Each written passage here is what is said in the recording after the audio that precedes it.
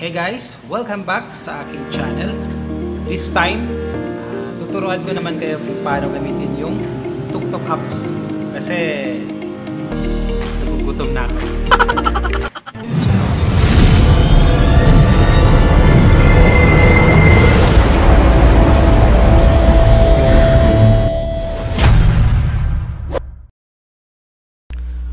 Okay, so una yung gagawin natin, punta lang tayo sa Facebook and then type natin yung TukTok. And then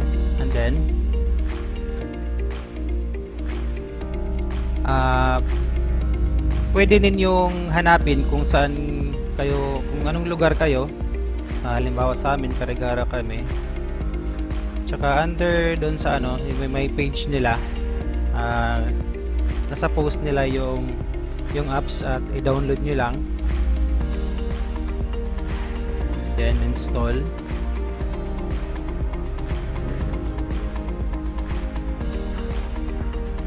Marami kayong pagpipilian ng mga referral code, nasa inyo na lang kung ano yung pipiliin ninyo.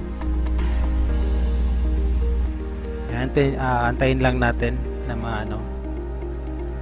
ma-download.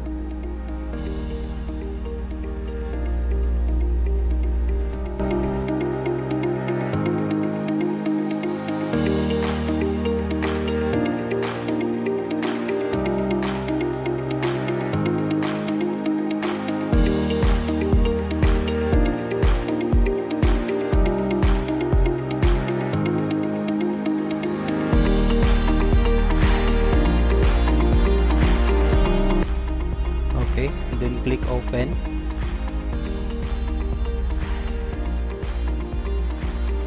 Antayin lang natin.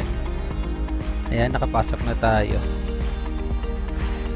Dito naman, pwede ninyong kahit anong number.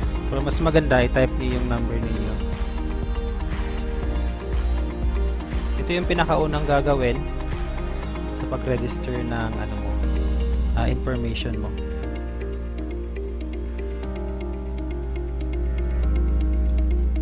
Type nyo lang, then processing. Dito naman, dun sa number na in-input ninyo, magsasend si TukTok ng verification code, and then i-type nyo lang. Yan. Tingnan ko lang yung verification code.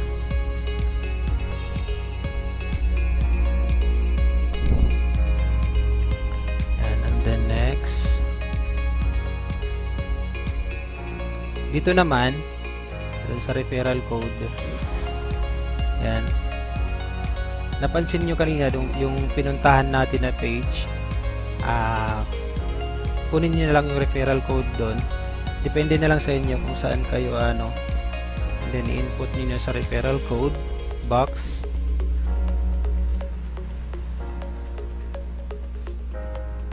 Dito tayo maglalagay ng information natin. Kailangan tama.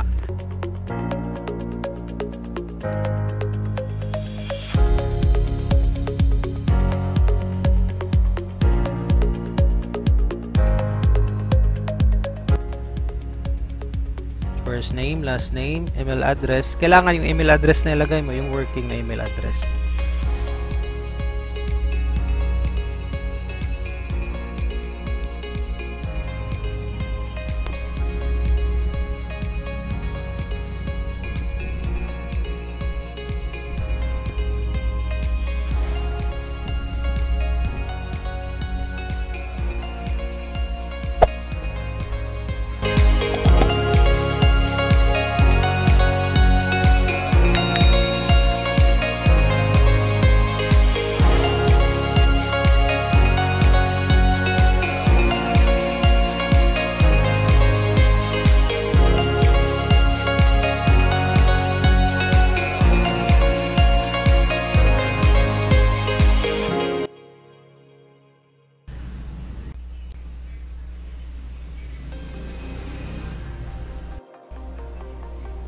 So ayan, processing, and then click proceed. Ayan, nakapasok na tayo. Diyan, yan yung address niyo. Pwede ninyong i-edit yung address ninyo. If ever punta kayo sa ibang lugar na magpapadeliver kayo, pwede nyo i-edit yun. Kailangan lang naka-enable yung location ninyo para makita kayo ng rider. Ayan na. Ayan yung itsura ng application ng TukTuk. So nakalagay dyan, delivery, pabili, and profile.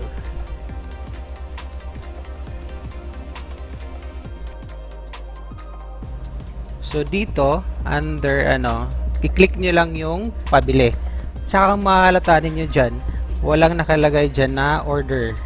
Okay, so i-click nyo lang yung sa name ninyo, and then under dito sa box na to, i-type nyo lang kung saan kayo bibili. Yung sa amin, gusto ko sa Jollibee Alang-Alang. Dito naman sa landmark, pwedeng lagyan, pwede ding hindi. Okay? Click nyo lang yung confirm information, and then dito na tayo ngayon mag-order. So sa item description, select lang natin yung food kasi mag-order tayo sa Jollibee.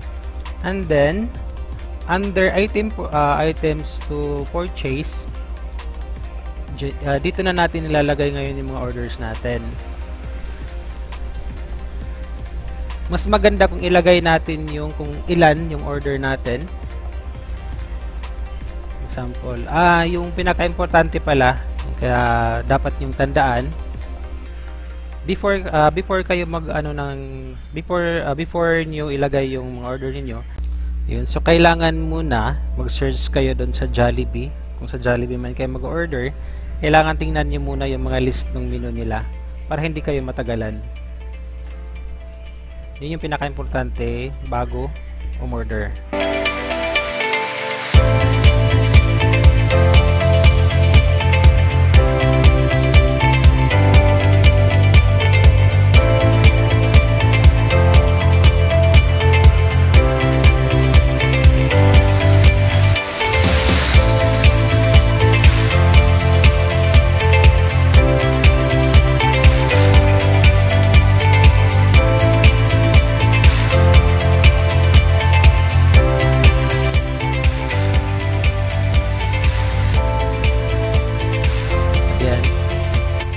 Kailangan nakalagay din doon, naka-indicate doon. Kasi ang mangyayari dito, yung bibili para sa atin, yung rider.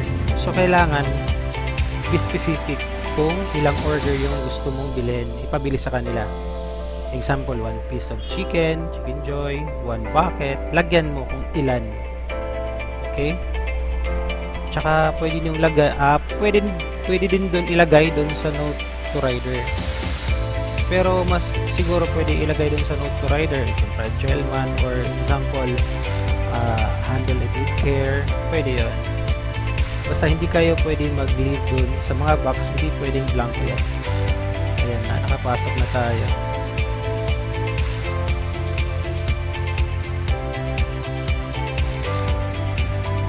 Ayan.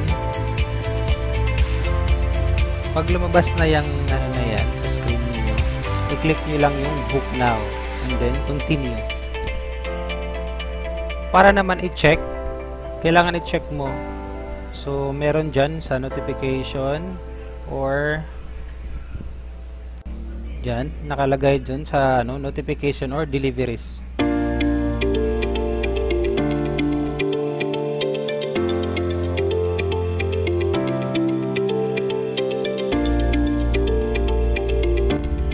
So ayan, ang kagandahan dito, makikita mo kung na-place na ba yung order. Di ba yung una makikita mo, place order, and then yan, makikita mo din dyan kung sino yung driver na magdi-deliver para sa'yo.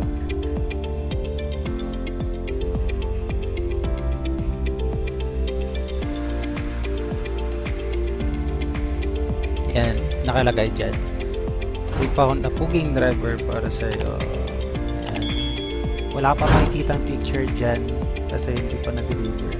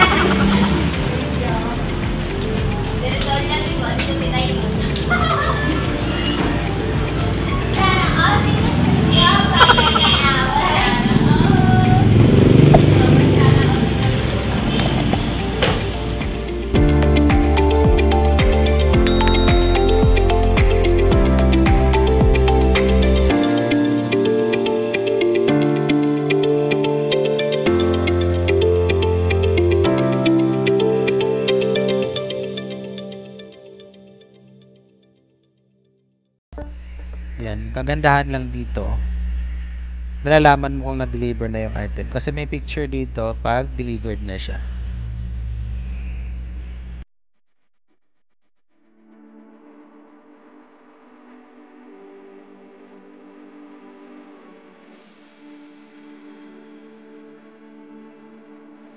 So yan, hopefully, bigyan ko kayo ulit ng idea kung paano gamitin yung Turbotax. Medyo madali lang siya. May mga advantage siya doon. Madali lang siyang gamitin. So, please don't forget to like, share, comment na rin kung may mga suggestion kayo.